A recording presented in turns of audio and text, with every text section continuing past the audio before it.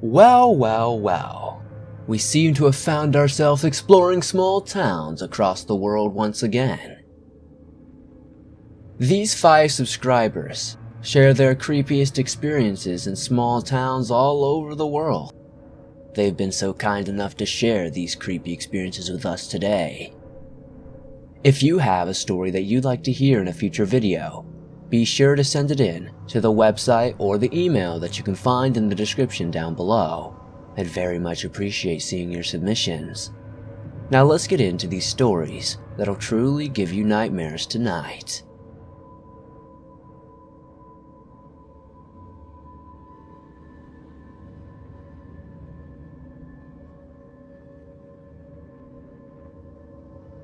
Though this story may seem grand to some, this story is as true as I am. When I was 17, my mother moved to a small town in Choiceland, Saskatchewan. The whole time, my mother and her partner were buying and cultivating the yard next to their house. While my mother was tilling the soil they had just purchased, a swarm of ground wasps engulfed her entire left arm and shoulder. Though, it's not unheard of, it is what happened, and it was next to unusual. Obviously, excited and uncertain, my mom ran into the house to begin the removal of the stingers. When she opened the door and climbed the 3 stairs to the kitchen, she noticed that all the cupboard doors were wide open. She quickly dismissed this due to her current condition. It was not until 2 mornings later, when she woke up early and the house was still dark, that she came down the hallway towards the kitchen, only to hit her head on a cupboard. When she turned on the light, she noticed that all the cupboards were open. When her partner woke, she described both occurrences to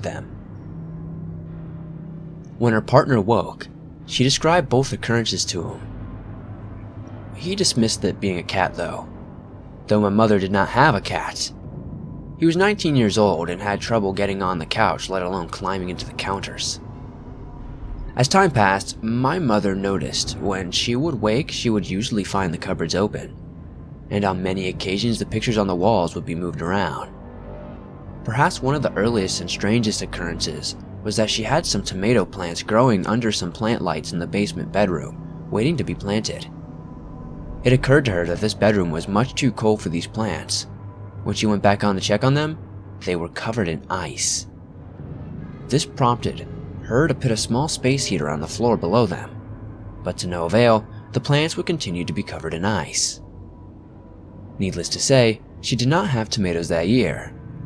That room was always ice cold, but the cat Bart, whom I mentioned before, refused to go in that room. In fact, he rarely ventured down into the basement unless accompanied. It also seemed whoever was doing these things was quite old-fashioned. My mother acquired a job at the bar in town and had a few favorite shirts she liked to wear, though one night she could not find one of her more provocative tops. After searching for a couple of days, she gave up, thinking maybe her partner did not approve. It was not until she went to heat up some leftovers in the microwave that she found it folded neatly inside. It seems that would become the more favorite hiding place for this thing to stash things. When her partner's 2 daughters came to visit was when things got quite apparent that something was going on. Let me just say now that these girls are quite unsavory, and if you were any self-respecting person, you would not want to know them. One sister and her partner were asked to sleep in the basement room, while the other couple slept up in the spare room. In the morning, when they woke up, they noticed that the furniture in the basement had been turned to face the wall, as if to tell them they were not welcome to sit and stay. Now, I can tell you from experience that the hide-a-bed that was in the basement was quite difficult to move. The girls were quite excited about this and wanted to go into town library, the records hall, to see if they could find anything on the house.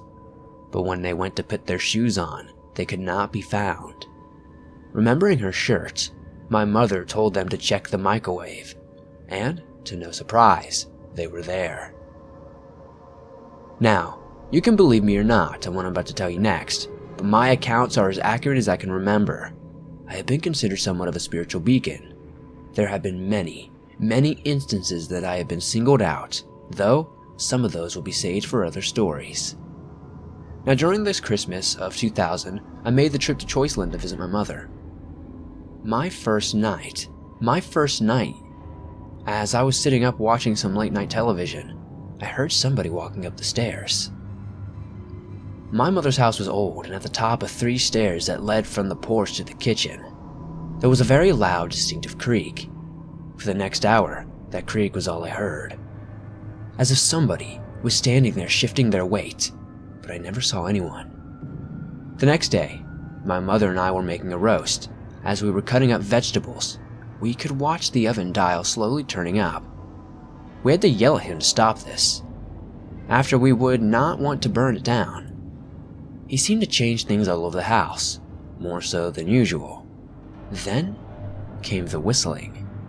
You could hear it as plain as day, though I cannot remember the tune.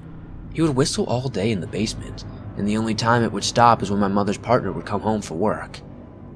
My mother told me that he was much more active while I was there.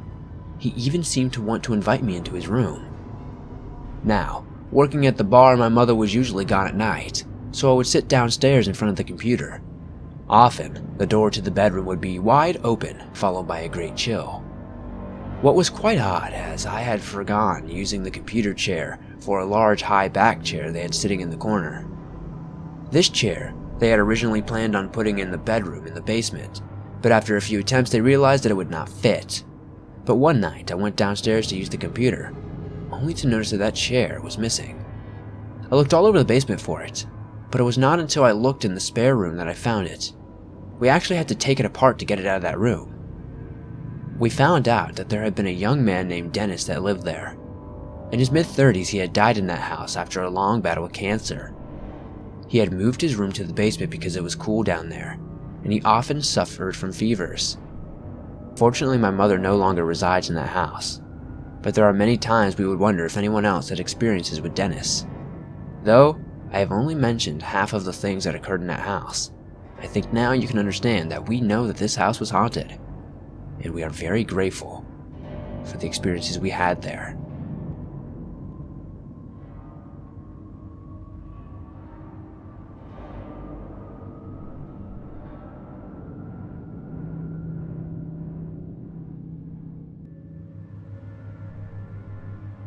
To begin with, this story starts in Meridian, Idaho, sometime before the turn of the century.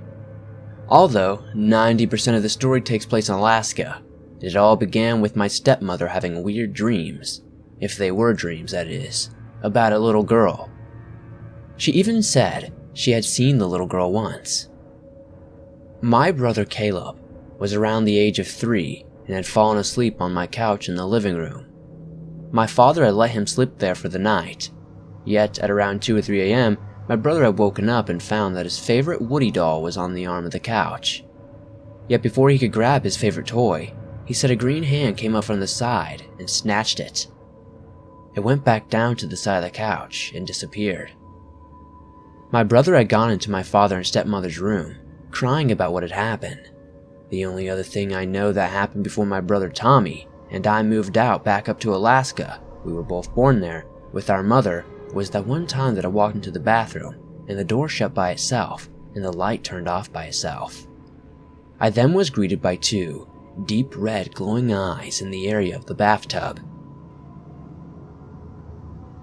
Cut to Alaska. A year or 2 has passed since that bathroom incident, and my father, stepmother, and my brother Caleb, and my stepsister Sarah moved up to Alaska as well, and my brother Tommy and I moved back in with our father and stepmother. We all moved into our family cabin to a small town 60 miles outside of Fairbanks, called North Pole. Our cabin was 6 miles outside of the city limits of North Pole, and had 3 acres of land. The cabin was old, built in the 1950s, and was 2 stories tall.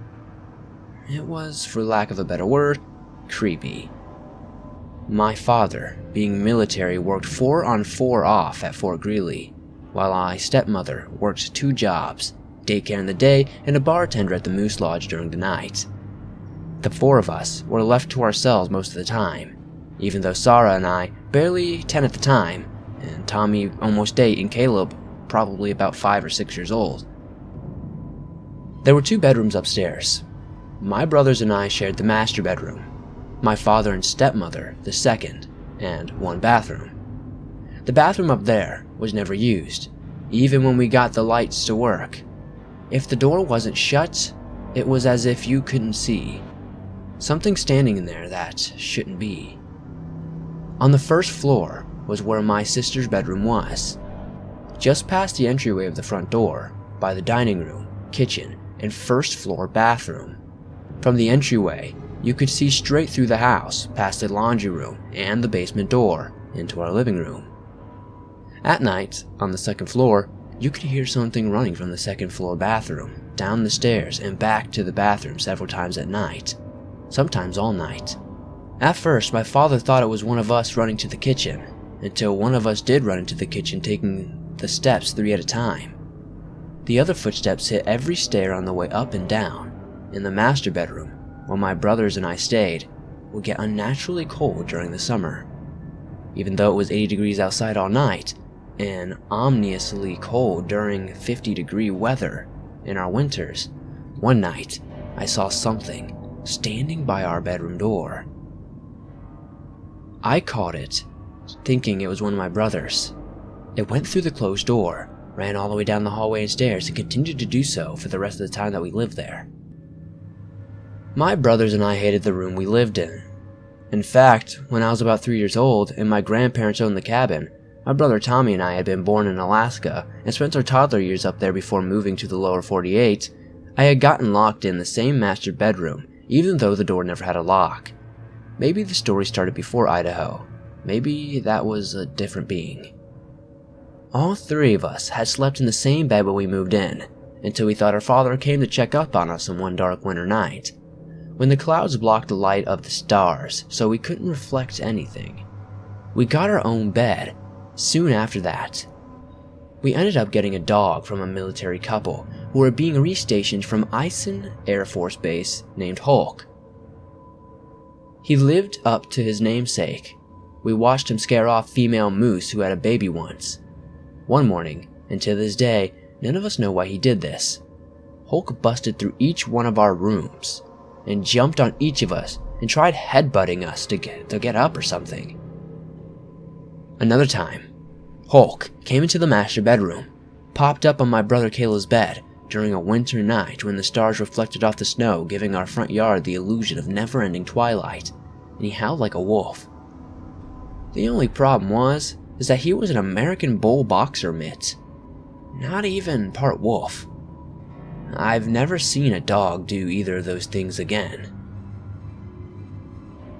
We had other problems too. The TV would turn on and off by itself, as well as adjust the volume. A vanity mirror from the 80s weighing a lot more than me fell onto my stepsister. She wasn't even using it at the time.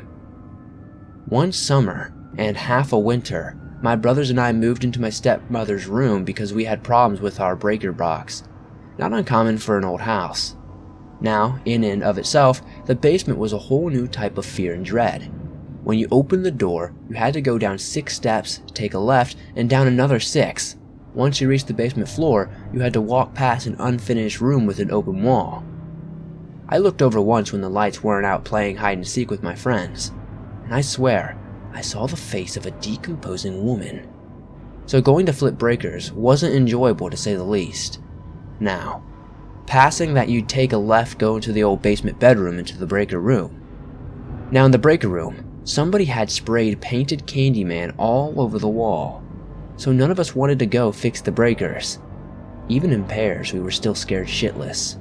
Not only could you feel as if evil itself was watching you somewhere from the dark, but you could feel hands reaching out to grab you. One very warm, very clear-skied night in the interior of Alaska, sun doesn't set and it's bright all night. Even if you can't see the sun, it's like mid-afternoon. My stepsister and I had to fix the breakers. We could only find our small flashlight for some reason or another, and descended into the horror story of a basement. We spent 5 minutes flipping breakers, and nothing was turning on. As I'm holding the flashlight, she catches a sight of the decomposing woman, and she points behind me. I never turned back to look, I grabbed her and we ran out of there like bats out of hell. Another summer night. The lights went out, but we couldn't find any of our flashlights. So we grabbed blankets and pillows. All four of us went to sleep on our trampoline, to the sight of the same black figure looking out at us from one of the master bedroom windows. When my stepmom got back home later that night, she woke us up and flipped the breakers, and it worked the first time. 2 years of this going on, and our septic tank had backed up into our well. Other than Idaho, I never grew up on drinking city water. We moved from that cabin to a house still outside of Simi Linnets, off of Badger Road. The only thing that happened in that house, other than stuff with the TV turning on by itself and adjusting its own volume, was our brand new boiler, quite literally blowing up a day after it was installed. The owner of the house called a different company to come check out and install a new boiler. They never found anything wrong with the one that blew up though.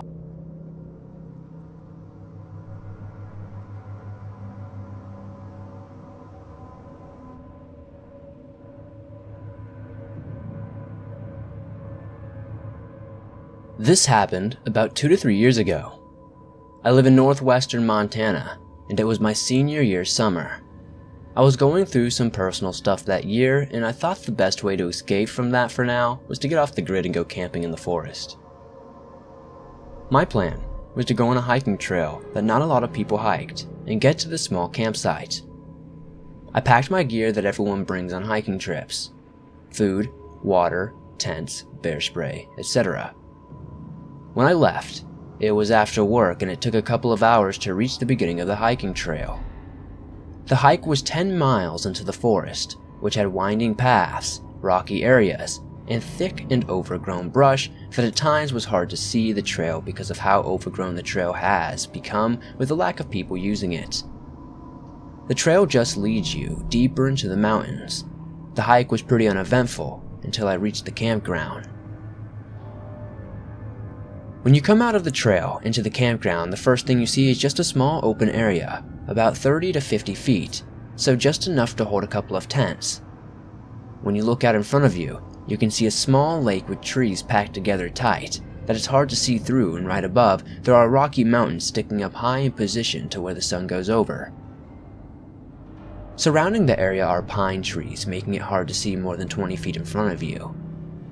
When I reached the campground, I set up my tent right away, because the sun was going down fast, and with the mountains, it grows dark very quickly. And since I haven't had anything to eat yet, I get a fire going and put some food on.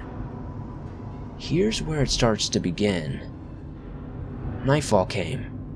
The night was calm, and just a breeze was coming through, and it felt really nice.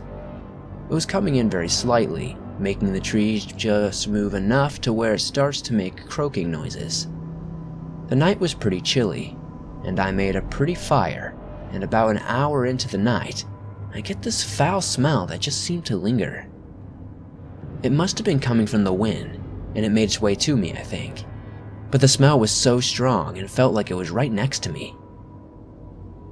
I threw another log onto the fire, and I hear this scream of what sounded like a woman next to me, coming from the direction the wind was coming from.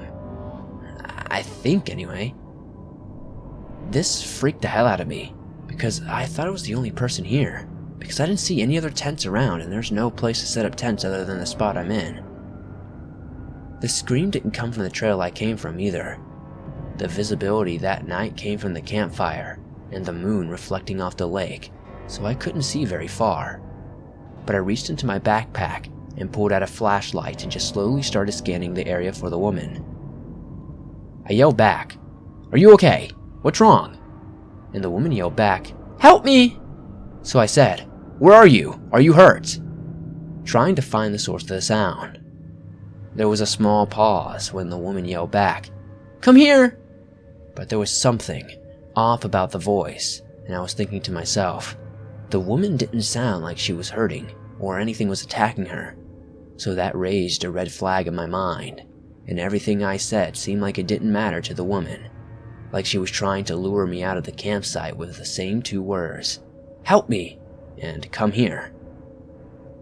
Right after that, I reached into my backpack and pulled out my handgun and kept scanning the forest. After a bit, I could hear far in the distance elk making noises, and right after, that same direction, the girl was yelling at me. I heard some sort of screech coming and then some movement in the direction of the elk, when the bushes moving violently until the bushes became unmoving and the campground became still again. After the thing ran away, the foul smell went away with it, and through the rest of the night it was calm except for the same screeching in the distance, which sounded like it was miles away, just echoing through the mountains. I have never been more scared in my life, so I waited until dawn, packed up my things, and headed home. I haven't told anyone my story, but if you have any idea what this could be, please let me know. And thank you for taking the time to read my story.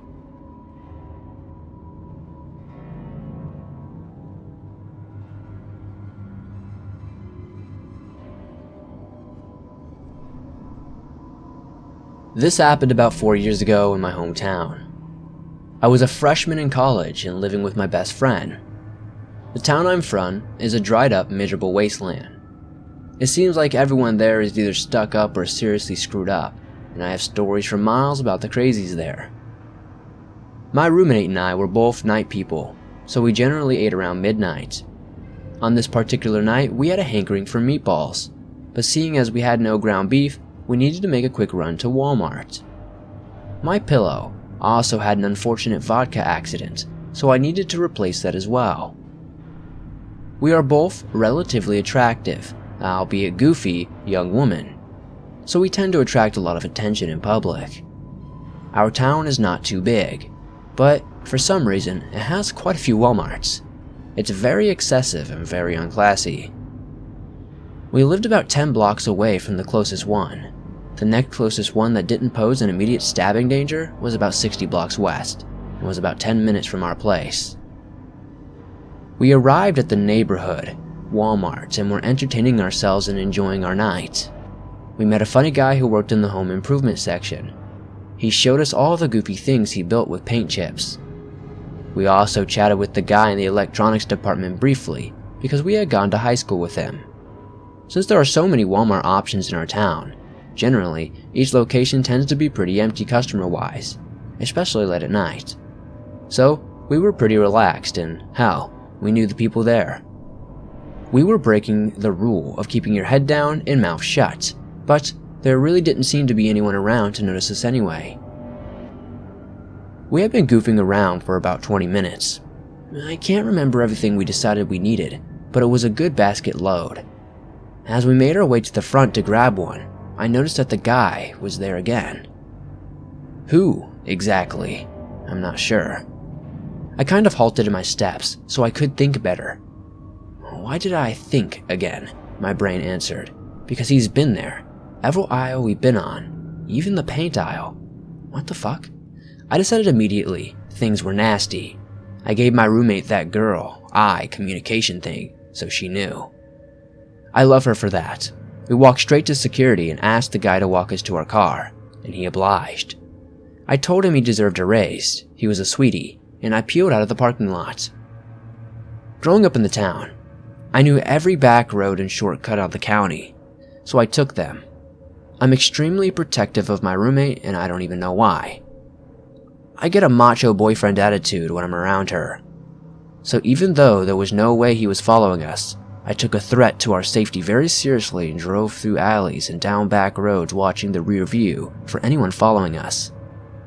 We still had no ground beef and my tummy was rumbling, so I took us through a meandering path to the westernmost Walmart location. I scouted the parking lot, saw nothing explicitly shifty, and parked. We had a great spot right in front of the door. This Walmart is incredibly nice. It is only a few years old in the classiest classy you can get part of town. We grabbed a basket and started shoving the things we needed into it. I'm watching our backs like a hawk the entire time. No guy. I relax. I know he couldn't have followed us. We get in the checkout line. Just like the last place, there really are no other people in the building except for workers, so we're the only ones at the checkout. There is an empty checkout to our left. I bought my items and was trying to sack them. The worker just didn't care about life anymore, while my roommate checked out. I looked up from trying to stuff a pillow into a bag much too small for its size, and there was our guy again. A 40-something-year-old guy, shriveled up from years of smoking and hard living, with bleached brown hair and a blue, cocked trucker hat. Skinny as a beanpole and smirking. Blue eyes looking right at me. He grabbed a package of Trident and threw it nonchalantly on the belt. My roommate's back was to him, literally a few feet away, and I just went scully. Grab your bags, now. She wasn't looking at me. She was messing with her wallet. We are leaving, now. I looked at him, bristled, and told the cashier to call security.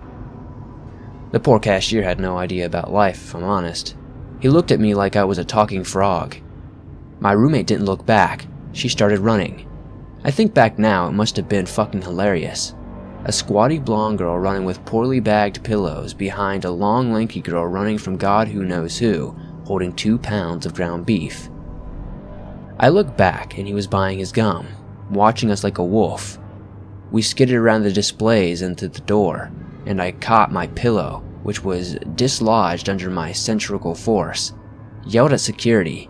The man in the blue hat is following us. Watch us to the car. We kept running. I always scream at my computer when you guys post that you went to your car without security. But remember, I realized that it could have been fight or flight. We already were running, and it's just hard to stop when you're scared. I'm so glad we got a spot up front, and my remote unlocked work. We power slid into the cars, and once again peeled out. As I was whipping out of the spot, I saw security grabbing his arm as he watched us drive past the doors. On the drive home, I thought about how he could have possibly followed us.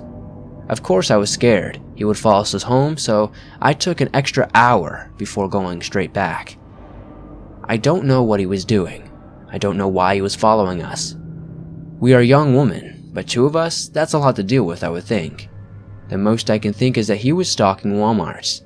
He latched to us at the first location, but we notified security, so he left.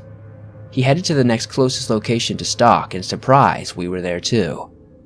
I would feel almost like he was an accidental creeper, except that he was buying gum.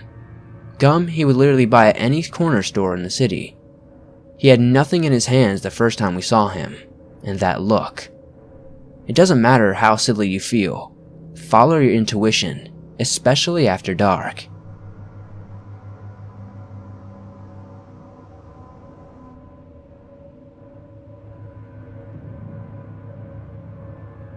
I used to reside in Las Vegas. I've moved out of state since. Currently, I'm in Washington State.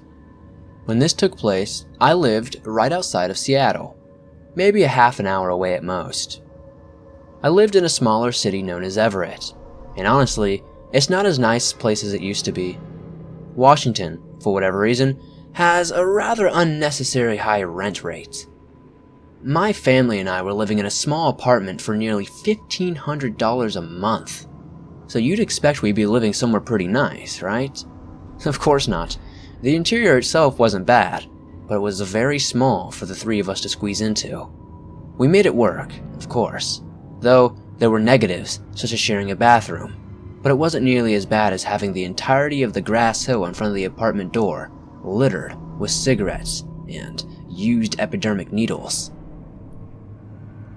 By this time, we had a security system installed, including an interior camera, so we had no issues with break-ins.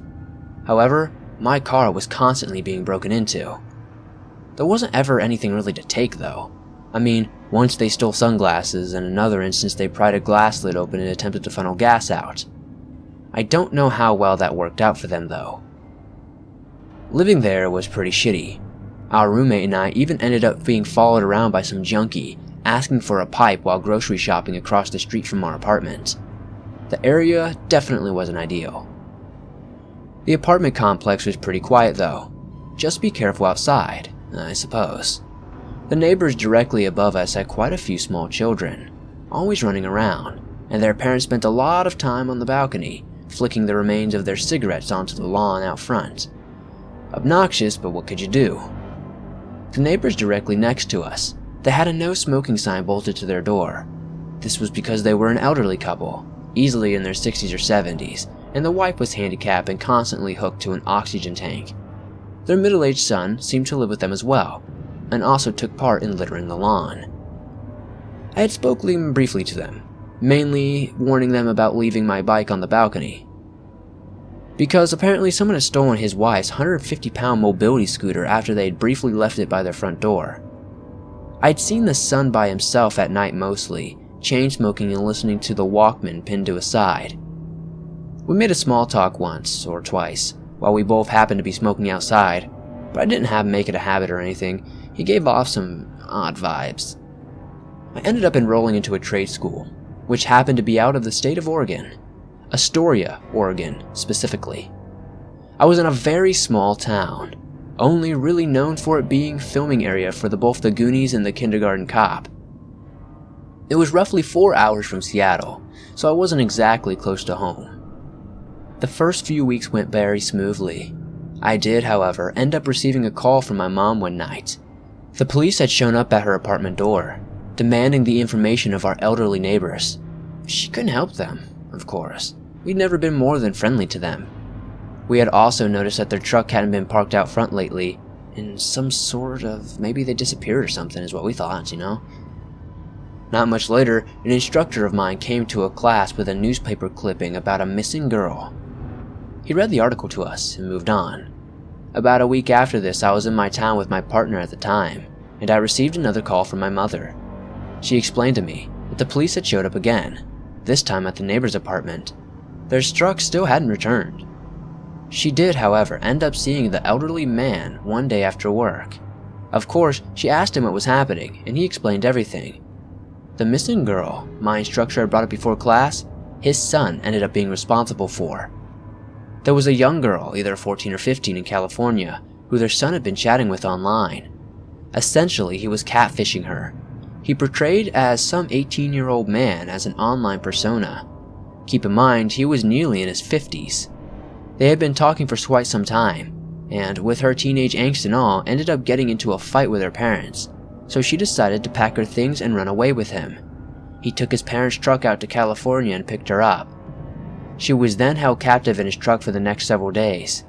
He took the battery out of her cell phone, so she couldn't be tracked.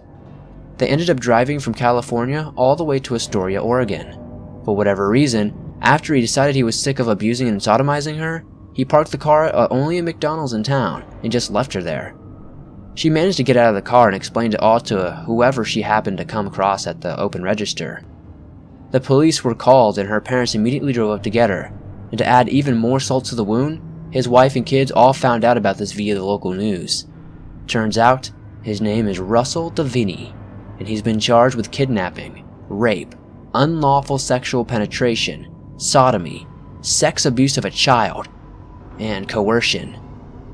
Pretty freaking odd that we ended up in the same small towns, not just once, but twice. I've since completed school and my family and I have moved once again.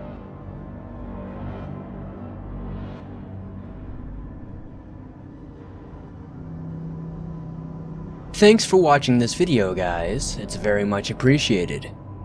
If you enjoyed these stories, be sure to hit that like button, as it helps this video reach more people. If you're new to the swamp, hit that subscribe button and turn on notifications, as I upload videos almost every single day, and all things creepy and anomalous.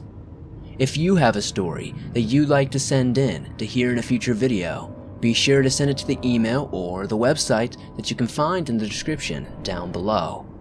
Also, I have new merch up, so if you want to help support the channel outside of liking and watching these videos, be sure to maybe possibly pick up a shirt or a sweater. Winter and fall are coming and it's gonna start getting cold for us all very soon. I'll see you guys soon with another creepy video.